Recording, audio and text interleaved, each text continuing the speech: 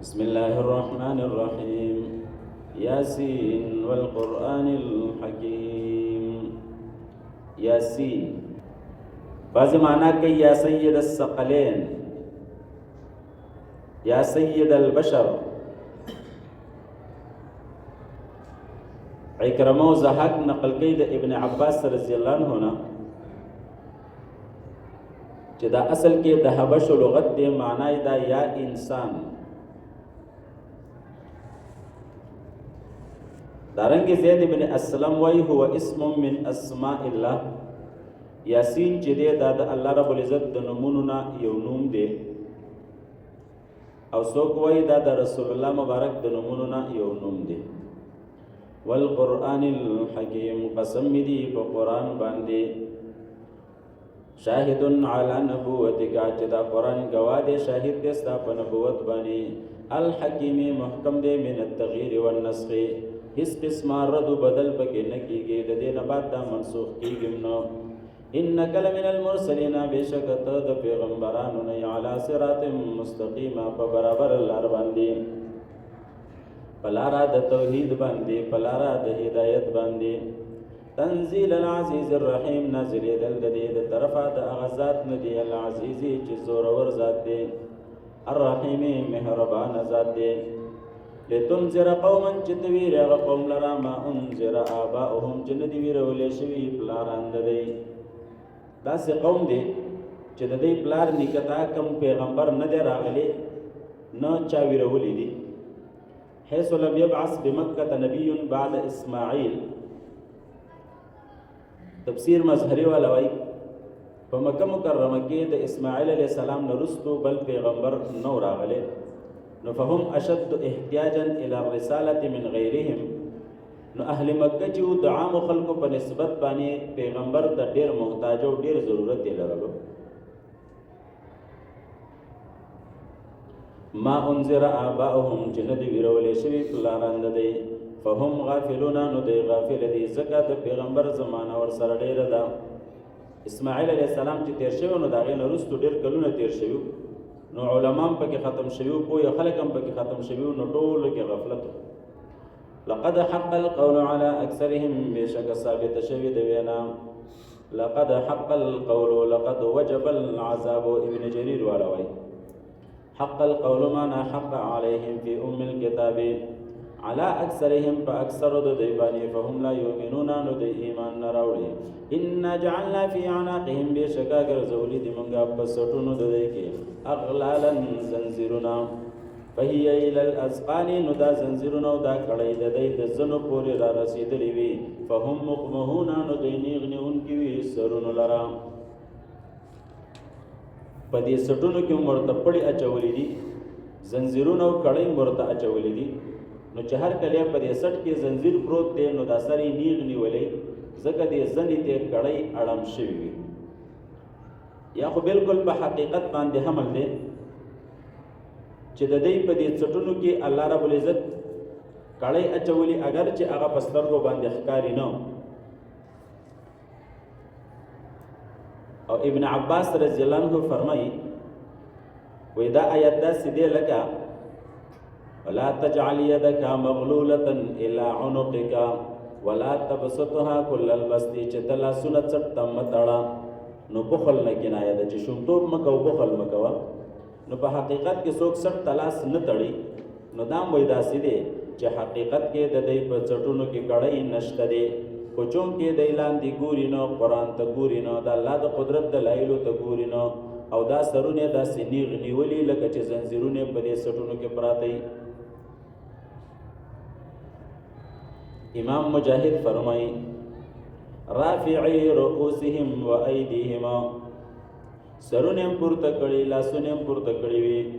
و ایدیهم موضوعه على افواههم، او لاسونه په خلو باندې پراته دي. فهم مغلولون عن كل خير، نو دی د هر خیر نه بند کړي شوي دي. فهم مقمحون، نو دی اوچت نیونکي دي، نیغ نیونکي دي سرونو لره. وجعلنا من بين ايديهم سدا، ګرځولې دې موږ مخکې د دینا سدن دیوال لره. معنا بین الهدایت والضلالت، سدن دیوال ومن خلفهم او رستو د دینا سدن دیوال لرا سدن مجاهد سے فرمای سدن عن الحق فهم يترددون نو دی حیران او سرګردان دي قطاده وی سدن دیوال دی فی الضلالات چې دی په گمراهو کې پراته دي عبد الرحمن ابن زید وی سدن معنا هاذا السد بینهم وبین الاسلام دا دیوال چې دی د دی او د اسلام په منځ کې واله شوی دی ومن خلفهم سدن رستو د دینم دیوال دی فاغشیناهم نو پټکړی دی دی لرا فهم لا یبصرون نو دی لیدل نشي کولای وسواء علیهم برابر ادا پدایبانی انذرتهم کته ویری دی لرا ام لم تنذرهم یا نویری دی لرا لا یؤمنون نو دی ایمان نراوړي مخکې دا مضمون تیر شوی په اوله سپاره کې چې د دې په زړونو باندې الله رب العزت مهر والده پردی په لګېدلې دي ټاپی په لګېدلې دي نو دوی به هر صورت ایمان نه راوړي اوس که څوک ورته دعوت ورکوي او کني ورکوي نو ایمان نه راوړي چې ایمان نه راوړي نو بیا به ورته دعوت نه ورکوي وای نه دعوت به ورته ورکوي به هر صورت هغه به ته د خپلې فایدې دپاره دعوت ورکوي یو دا چې په هغې سره ستا حجت په هغې باندې تام کېږي چې بیا د دوی دپاره کوم اعتراض پاتې نه وي چې یاره موږ ته پیغمبر نه دی راغلی یا راته چا خبر نه ده کړې او دویمه دا که چېرته ستا د دعوت نه هغوی ته فایده ونه شوه نو تا ته خو نو به هر صورت فایده رسېږي که نو دعوت به ورکې انما تنذرو بېشکه ته ویرې من اتبع ذکر هغه چا لره چې تابعداري کوي الذکر د قرآن وخشي الرحمن او دی یریږي د رحمان ذات نه بالغیب په غیب والي کې ان خافه ولم يره یریږي د الله رب العزت نه په داسې حل کې چې الله یې لیدلی نه دی او بیا هم دی د الله رب العزت نه یره کوي فبشره نذیر ورکدی تابع مغفرت فمغفرت او بخد سرا و اجر کریم او اجر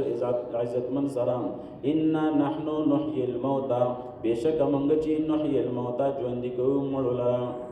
ونكتب ما قدموا او مملكو هغه سلرا قدموا چې دی لګلی دي د ځان نمخ کې واثارهم او لکومنګ د دې آثار ځان په کوی کې طالبانو ونكتب ما قدموا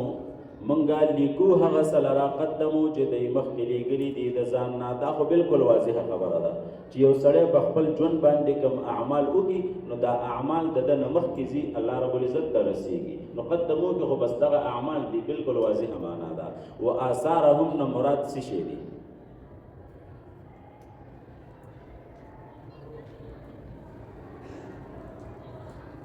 یو معنا دا چې و آثارهم نه واثارهم التي اثروها من بعدهم یو معنا دا چې د دې هغه اثار چې د دې نه رستو پاتې شوی داسې یو څکارې کړی دی چې هغه کار دته د مرګ نه رستو فایده ورکړي رسول الله صلی الله علیه وسلم فرمایي من سن فی الاسلام سنة حسنة فله اجرها واجر من عمل بها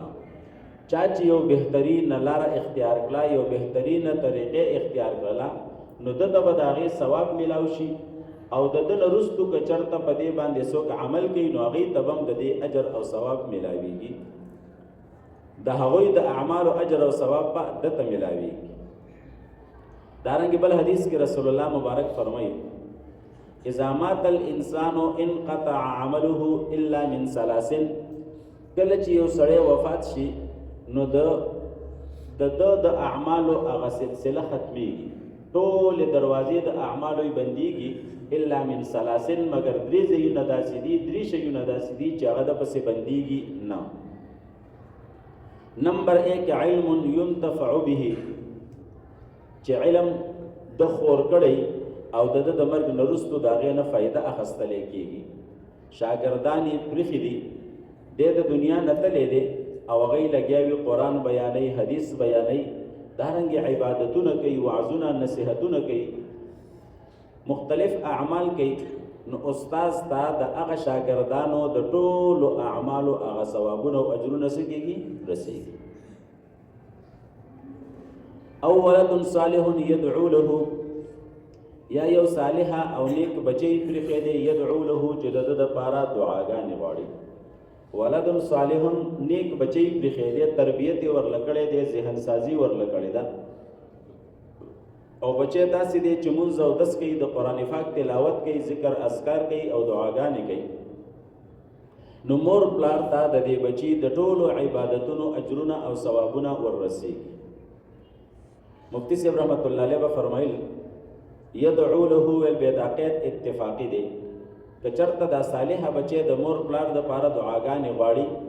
او کني غواړي خو به هر صورت د پټولو نیکو اعمالو کې د مور پلار حصہ ده. خو د قید مطلب دا دی چې صالحه بچی وایم دی دا چې دی به د مور پلار د پاره څه غواړي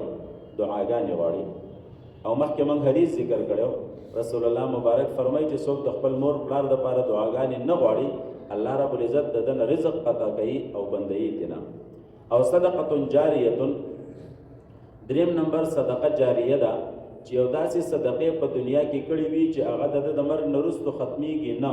بلکې سلسله روانه. هغه مثال په تور باندې جمعات کې پیسې لګولي جمعات جوړ کړي دي مدرسې جوړ کړي ده کوی استلې دي لارې جوړ کړي ده یا یو اونې بوټي کړلې دي دا ټول صدقه جاریه ده هر چیز چې بده کې کړي دي. نو د اثارهم امدقه معنا شولا او بل معنا د اثارهم دادا چې مراد د دینه اثار د قدمونو دي. اثار الاقدام بالمشي الى المساجد چې د دینه مراد د قدمونو اثار دي چې د جمعه تراوان دي مثلا منزل زی د قران پاک د درس د پر روان دي دارنګ یو بل نیک عمل د پاره روان دي نو دې چې کوم قدمونه اخلي الله رب العزت فرمایي چې هغه قدمونه به موږ لیکو. وکل شیء هر یو شی چې عصیناه جمع کو موږ دی لرا فی امام مبین په کتاب محفوظ کې لوح محفوظ